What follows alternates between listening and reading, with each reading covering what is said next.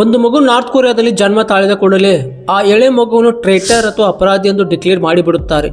North Korea ದೇಶ ಭಯಾನಕ ಕಾನೂನಿಗೆ ಜಗತ್ತಿನಲ್ಲಿ ಹೆಸರುವಾಸಿಯಾಗಿದೆ.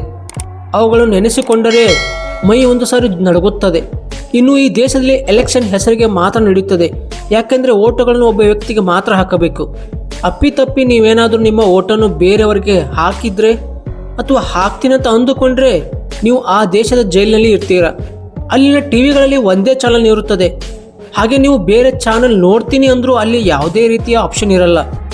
ನಾರ್ತ್ ಕೊರಿಯಾದಲ್ಲಿ ನೀವು ಅಪರಾಧ ಮಾಡೋದಕ್ಕಿಂತ ಅಪರಾಧ ಮಾಡೋ ಯೋಚನೆ ಮಾಡಿದ ನಿಮ್ಮನ್ನು ಜೈಲಿಗೆ ಅಟ್ಟುತ್ತಾರೆ. 1945ರವರೆಗೆ ಕೊರಿಯಾ ಜಪಾನ್ ವಸಾಹತು ಆಗಿತ್ತು. ಆದರೆ ಎರಡನೇ ವಿಶ್ವಯುದ್ಧದ ನಂತರ ಕೊರಿಯಾ ಎರಡು ರಾಷ್ಟ್ರವಾಗಿ ಭಾಗ ಆದವು, ನಾರ್ತ್ ಕೊರಿಯಾ ಮತ್ತು ಸೌತ್ ಕೊರಿಯಾ ಆಗಿ. ಇನ್ನು ನಾರ್ತ್ ಕೊರಿಯಾದ ಮೇಲೆ ಸೋವಿಯತ್ ಯೂನಿಯನ್ನ ಪ್ರಭಾವ ಇತ್ತು. ಇನ್ನು ಸೌತ್ ಕೊರಿಯಾದ ಮೇಲೆ ಅಮೆರಿಕದ ಪ್ರಭಾವ ಇತ್ತು.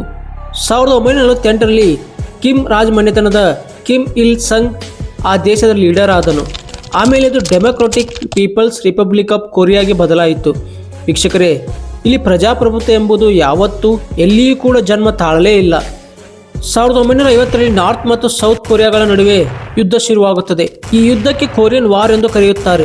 ಯುದ್ಧ ಮುಗಿದರೂ ಕೂಡ ಯಾವುದೇ ಶಾಂತಿಯ ಒಪ್ಪಂದಗಳು ಈ ಎರಡೂ ದೇಶಗಳ ನಡುವೆ ಆಗಲೇ ಇಲ್ಲ. ಇದರಿಂದಾಗಿ ಈಗಲೂ ಕೂಡ ಈ ಎರಡೂ ದೇಶಗಳು ಯುದ್ಧ ಸನ್ನದ್ಧವಾಗಿರುತ್ತವೆ. ಈ ದೇಶದಲ್ಲಿ ಅಧಿಕಾರದ ಗದ್ದುಗೆಗಾಗಿ ಮತ್ತು ಅದರ ಮೇಲಿನ ಹಿಡಿತಕ್ಕಾಗಿ ಇದುವರೆಗೂ ಒಂದೇ ಕುಟುಂಬದವರು ಆಳ್ವಿಕೆ ಮಾಡುತ್ತಿದ್ದಾರೆ. ಮೊದಲನೇದಾಗಿ ಕಿಮ್ ಇಲ್ ಸಂಗ್, ಇವನ ನಂತರ ಕಿಮ್ ಜಾಂಗ್ ಇಲ್, ಇದಾದ ನಂತರ ಈಗ ಕಿಮ್ ಜಾಂಗ್ ಇಲ್ನ ಮಗನಾದ ಕಿಮ್ ಜಾಂಗ್ ಉನ್. ಈ ಎಲ್ಲ ಲೀಡರ್ಸ್ಗಳು ತಮ್ಮ ಅಧಿಕಾರದ ಗದ್ದುಗೆಯನ್ನು ಉಳಿಸಿಕೊಳ್ಳಲು ಕಠಿಣವಾದ ಕಾನೂನುಗಳನ್ನು ಆ ದೇಶದಲ್ಲಿ ತಂದು ಜನರ ಮೇಲೆ ಹೇರಿದ್ದಾರೆ. ಇಲ್ಲಿ ಕಾನೂನು ಮತ್ತು ಶಿಕ್ಷೆಯಿಂದ ಜನರು ತಮ್ಮ ಹಿಡಿತದಲ್ಲಿಟ್ಟುಕೊಳ್ಳಲು ಭಯಾನಕ ಮತ್ತು ವಿಚಿತ್ರವಾದ ರೂಲ್ಸ್ಗಳನ್ನು ಜಾರಿಗೆ ತಂದಿದ್ದಾರೆ. ಇವತ್ತು ನಾವು ಈ ವಿಚಿತ್ರವಾದ ಮತ್ತು ಭಯಾನಕವಾದ ಒಂದಿಷ್ಟು ರೂಲ್ಸ್ಗಳನ್ನು ನೋಡೋಣ. ಬನ್ನಿ ವೀಕ್ಷಕರೇ, ಅವು ಯಾವುವು ಅಂತ ತಿಳಿದುಕೊಳ್ಳೋಣ. ಮೊದಲನೇದಾಗಿ 2024ರಲ್ಲಿ ನಾರ್ತ್ ಕೊರಿಯಾ ಸನ್ ಗ್ಲಾಸಸ್ ಮತ್ತು ಮದುವೆ ಡ್ರೆಸ್ಗಳ ಮೇಲೆ ನಿರ್ಬಂಧ ಹಾಕಿತು. ವೀಕ್ಷಕರೇ, ಮೆಟ್ರೋ ಸ್ಟೇಷನ್ನಲ್ಲಿ ಮ್ಯೂಸಿಕ್ನ ಬದಲಾಗಿ ಕಿಮ್ನ ಭಾಷಣಗಳನ್ನು ಸ್ಟೇಷನ್ನಲ್ಲಿ ಹಾಕುತ್ತಾರೆ. ಇನ್ನು ನಾರ್ತ್ ಕೊರಿಯಾದಲ್ಲಿ ಜನರು ಸೌತ್ ಕೊರಿಯನ್ ಡ್ರಾಮಾ ಅಥವಾ ಹಾಲಿವುಡ್ ಮೂವೀಸ್ ನೋಡುವಾಗ ಏನಾದರೂ ಸಿಕ್ಕಿಕೊಂಡ್ರೆ ಅವರನ್ನು ಲೇಬರ್ ಕ್ಯಾಂಪಸ್ ಅಥವಾ ಕಠಿಣವಾದ ಶಿಕ್ಷೆಗೆ ಗುರಿಪಡಿಸುತ್ತಾರೆ. ಇದು ಒಂದು ವ್ಯವಸ್ಥೆಯನ್ನು ಇನ್ನೊಂದು ಬಾಹ್ಯ ಪ್ರಭಾವದಿಂದ ತಡೆಗಟ್ಟಲು ಈ ರೀತಿ ಮಾಡುತ್ತಾರೆ. ನಾರ್ತ್ ಕೊರಿಯಾದಲ್ಲಿ ಇಂಟರ್ನೆಟ್ನ ವ್ಯವಸ್ಥೆ ಜಗತ್ತಿನ ಇತರ ದೇಶಗಳಿಂದ ಸಂಪೂರ್ಣವಾಗಿ ಭಿನ್ನವಾಗಿದೆ. ಅಲ್ಲಿನ ಜನಸಾಮಾನ್ಯ ನಾವು ಬಳಸುವ ಮುಕ್ತವಾದ ಇಂಟರ್ನೆಟ್ ಸಿಗುವುದಿಲ್ಲ. ಇದರ ಬದಲಾಗಿ ಸರ್ಕಾರವೇ ನಿಯಂತ್ರಿಸುವ ಇಂಟರ್ನೆಟ್ ಬಳಸುತ್ತಾರೆ. ವೀಕ್ಷಕರೇ, ಇಂಟರ್ನೆಟ್ ಕೇವಲ ದೇಶದ ಒಳಗಿನ ನೆಟ್ವರ್ಕ್ ಆಗಿದೆ. ಇದರಲ್ಲಿ ಹೊರಗಿನ ಪ್ರಪಂಚದ ಯಾವುದೇ ಮಾಹಿತಿ ಸಿಗುವುದಿಲ್ಲ. ಹಾಗೆಯೇ ಜಾಲದ ಮೇಲೆ ಸರ್ಕಾರದ ಸಂಪೂರ್ಣ ಹಿಡಿತ ಇರುತ್ತದೆ. ಯಾವ ವ್ಯಕ್ತಿ ಏನು ಮಾಡುತ್ತಿದ್ದಾನೆ, ಏನು ನೋಡುತ್ತಿದ್ದಾನೆ, ಎಲ್ಲವನ್ನು ಸರ್ಕಾರ ಗಮನಿಸುತ್ತದೆ. ನಾರ್ತ್ ಕೊರಿಯಾದಲ್ಲಿ ನೀವು ಸರ್ಕಾರದ ಅನುಮತಿಯನ್ನು ಪಡೆಯದೆ ಯಾವುದೇ ವಿದೇಶಿ ಕಾರ್ಯಗಳನ್ನು ಮಾಡುವಂತಿಲ್ಲ. ನಿಮಗೇನಾದರೂ ವಿದೇಶದಲ್ಲಿರುವವರ ಜೊತೆ ಮಾತನಾಡಬೇಕೆಂದರೆ ನೀವು ಅಲ್ಲಿನ ಸರ್ಕಾರದ ಅನುಮತಿ ಪಡೆಯಲೇಬೇಕು. ಹೌದು ವೀಕ್ಷಕರೇ, ಇಲ್ಲಿ ಟಿವಿ, ರೇಡಿಯೋ ಮತ್ತು ನ್ಯೂಸ್ ಪೇಪರ್ಗಳು ಸರ್ಕಾರ ಮಾತನಾಡಿಸುತ್ತದೆ. ಇನ್ನು ಪ್ರೈವೇಟ್ ಮೀಡಿಯಾಗಳಿಗೆ ಇಲ್ಲಿ ನಿರ್ಬಂಧ ಹೇರಲಾಗಿದೆ. ವೀಕ್ಷಕರೇ, ಈ ಮೀಡಿಯಾದಲ್ಲಿ ಸರ್ಕಾರದ ಬಗ್ಗೆ ಹಾಗೂ ಕಿಮ್ ಡೈನೆಸ್ಟ್ ಬಗ್ಗೆ ಯಾವಾಗಲೂ ಹೊಗಳಿಕೆ ಇರುತ್ತದೆ. ಹಾಗೆಯೇ ನಾರ್ತ್ ಕೊರಿಯಾದ ಶತ್ರುಗಳಲ್ಲಿ ಒಂದಾದ US ಬಗ್ಗೆ ತೋರಿಸಿ ಸಾಮಾನ್ಯ ಜನರಲ್ಲಿ ತಾವು ಚಿಕ್ಕವರು ಇದ್ದಾಗಲೇ US ಮತ್ತು ಅದರ ಅಲಯನ್ಸ್ನ ವಿರುದ್ಧ ವಿಷಯ ತುಂಬಲಾಗುತ್ತದೆ. ನಾರ್ತ್ ಕೊರಿಯಾದಲ್ಲಿ ಹುಚ್ಚು ದೊರೆಯು ಜನರ ಹೇರ್ ಸ್ಟೈಲ್ ಮೇಲೆ ಹಿಡಿತ ಹೊಂದಲು ಹಲವಾರು ನಿರ್ಬಂಧ ವಿಧಿಸಿದ್ದಾನೆ. ಇಲ್ಲಿನ ಸರ್ಕಾರ ಅನುಮೋದಿಸಿದ ಹೇರ್ ಕಟ್ಗಳಿವೆ. ಪುರುಷರು 1 ರಿಂದ 5 ಸೆಂಟಿಮೀಟರ್ ಉದ್ದದ ಕೂದಲು ಮತ್ತು ಪ್ರತಿ 15 ದಿನಗಳಿಗೊಮ್ಮೆ ಕೂದಲು ಕಟ್ ಮಾಡಿಸಲೇಬೇಕು. ಇನ್ನು ಮಹಿಳೆಯರಿಗೆ ಸ್ಪೈಕಿ ಹೇರ್ ಕಟ್ಗಳನ್ನು ಇಲ್ಲಿ ಬ್ಯಾನ್ ಮಾಡಿದ್ದಾರೆ. ವೀಕ್ಷಕರೇ, ವಿದೇಶದಲ್ಲಿ ಉಪಯೋಗಿಸುವ ಅಥವಾ ಫಾಲೋ ಮಾಡುವ ಎಲ್ಲವೂ ಕೂಡ ಇಲ್ಲಿ ಬ್ಯಾನ್ ಮಾಡಿದ್ದಾರೆ. ಅದರಲ್ಲೂ ಜೀನ್ಸ್ ಹಾಕುವುದು, ಕೂದಲಿಗೆ ಕಲರ್ ಹಾಕುವುದು, ಸ್ಟೈಲಿಶ್ ಬಟ್ಟೆ ಹಾಕುವುದು ಎಲ್ಲವೂ ಇಲ್ಲಿ ಬ್ಯಾನ್ ಮಾಡಲಾಗಿದೆ. ಇದನ್ನು ಉಲ್ಲಂಘಿಸಿದವರಿಗೆ ಅವರು ಸಾಮಾನು ಜಪ್ತಿ ಮಾಡಿ ಅವರನ್ನು ಜೈಲಿಗೆ ಕಳಿಸಲಾಗುತ್ತದೆ. ಇನ್ನು ಬಟ್ಟೆ ಒಂದು ಕಡೆ ಆದರೆ ಇಲ್ಲಿ ನೀವು ಇಷ್ಟಪಡುವ ಆಹಾರವನ್ನು ಕೂಡ ಸೇವಿಸಲಿಕ್ಕೆ ಆಗುವುದಿಲ್ಲ. ಅದರ ಮೇಲೆ ಹುಚ್ಚುದೊರೆ ನಿರ್ಬಂಧಗಳಿವೆ. ಅದರಲ್ಲೂ ಅಮೆರಿಕ ಮತ್ತು ಸೌತ್ ಕೊರಿಯಾದ ಡಿಶ್ಗಳು ಇಲ್ಲಿ ಸಂಪೂರ್ಣವಾಗಿ ಬ್ಯಾನ್ ಮಾಡಲಾಗಿದೆ. ವೀಕ್ಷಕರೇ, ಒಂದು ಸಿಟಿಯಿಂದ ಇನ್ನೊಂದು ಸಿಟಿಗೆ ನೀವು ಏನಾದರೂ ಟ್ರಾವೆಲ್ ಮಾಡಬೇಕಂದ್ರೆ ನಿಮ್ಮ ಹತ್ರ ಟ್ರಾವೆಲ್ ಪರ್ಮಿಟ್ ಇರಲೇಬೇಕು.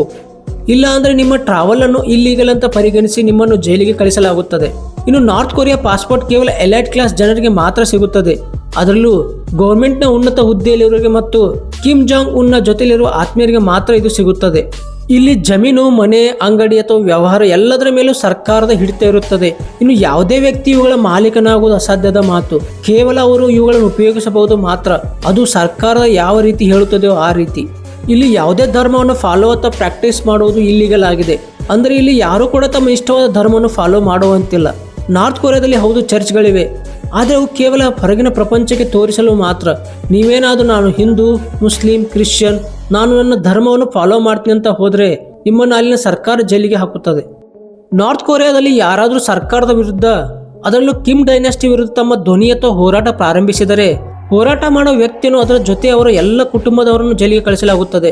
ಇದಲ್ಲದೆ ಈ ಶಿಕ್ಷೆ ಆ ಕುಟುಂಬದ 3 ತಲೆಮಾರಿನವರೆಗೆ ಇರುತ್ತದೆ. ಹೌದು ವೀಕ್ಷಕರೇ, ಇದರಿಂದಾಗಿ ಯಾವುದೇ ನಾರ್ತ್ ಕೊರಿಯಾನ ಪ್ರಜೆಗಳು ಕಿಮ್ ವಿರುದ್ಧ ಮಾತನಾಡುವ ಧೈರ್ಯ ಸಾಹಸ ಮಾಡುವುದಿಲ್ಲ. ನಾರ್ತ್ ಕೊರಿಯಾ ಬೇರೆ ಜಗತ್ತಿನ ತನ್ನ ಎಲ್ಲ ಸಂಪರ್ಕವನ್ನು ಕಡಿತಗೊಳಿಸಿದೆ. ಅದಕ್ಕೆ ಉದಾಹರಣೆ ಎಂದರೆ ಆ ದೇಶದ ಕ್ಯಾಲೆಂಡರ್. ಇದಕ್ಕೆ ಜೂಸ್ ಕ್ಯಾಲೆಂಡರ್ ಅಂತ ಕರೀತಾರೆ. ಇದು 1912ರಲ್ಲಿ ಶುರುವಾಗಿದೆ. ಇದು ಕಿಮ್ ಇಲ್ ಸಂಗ್ ಹುಟ್ಟಿದ ವರ್ಷ. ಇದರಿಂದಾಗಿ 1912ರನ್ನು ನಾರ್ತ್ ಕೊರಿಯಾದಲ್ಲಿ ಜೂಸ್ 1 ಎಂದು ಪರಿಗಣಿಸಲಾಗಿದೆ. ವೀಕ್ಷಕರೇ, ಇನ್ನು 2025ನೇ ವರ್ಷ ಅವರಿಗೆ 113ನೇ ವರ್ಷ. ನ್ಯೂಕ್ಲಿಯರ್ ಪ್ರೋಗ್ರಾಮ್ ಸಲುವಾಗಿ ನಾರ್ತ್ ಕೊರಿಯಾದ ಮೇಲೆ ಹಲವಾರು ದೇಶಗಳು ನಿರ್ಬಂಧ ಹಾಕಿವೆ. ವೀಕ್ಷಕರೇ, ನಾನು ಹೇಳಿರೋ ರೂಲ್ಸ್ಗಳು ಈಗಾಗಲೇ ಇವು ಮುಗಿದಿರಬಹುದು, ಅಥವಾ ಇದಕ್ಕಿಂತಲೂ ಭಯಾನಕವಾದ ಹೊಸ ರೂಲ್ಸ್ಗಳು ಜಾರಿಯಾಗಿರಬಹುದು. ಬೇರೆ ದೇಶಗಳ ಇನ್ಫಾರ್ಮೇಷನ್ ತುಂಬ ಸುಲಭವಾಗಿ ಸಿಗುತ್ತದೆ, ಆದರೆ ನಾರ್ತ್ ಕೊರಿಯಾ ದೇಶದಲ್ಲಿ ಏನು ನಡೆಯುತ್ತಿದೆ, ಅವರು ನಿಜವಾಗಿ ಏನು ಮಾಡುತ್ತಿದ್ದಾರೆಂದು ಅಷ್ಟು ಸುಲಭವಾಗಿ ಯಾರಿಗೂ ತಿಳಿಯುವುದಿಲ್ಲ. ಇದು ವೀಕ್ಷಕರೇ ನಾರ್ತ್ ಕೊರಿಯಾದ ಬಗ್ಗೆ ಒಂದಿಷ್ಟು ನೀವು ಅರಿಯದ ಮಾಹಿತಿ. ಈ ವಿಡಿಯೋ ನಿಮಗೆ ಇಷ್ಟವಾದರೆ ವಿಡಿಯೋನ ಲೈಕ್ ಮಾಡಿ, ಶೇರ್ ಮಾಡಿ. ಮತ್ತಷ್ಟು ಇಂಥ ಆಸಕ್ತಿದಾಯಕ ವಿಡಿಯೋಗಳಿಗಾಗಿ ನಮ್ಮ ಚಾನಲ್ನ ಸಬ್ಸ್ಕ್ರೈಬ್ ಮಾಡಿ. ಧನ್ಯವಾದಗಳು.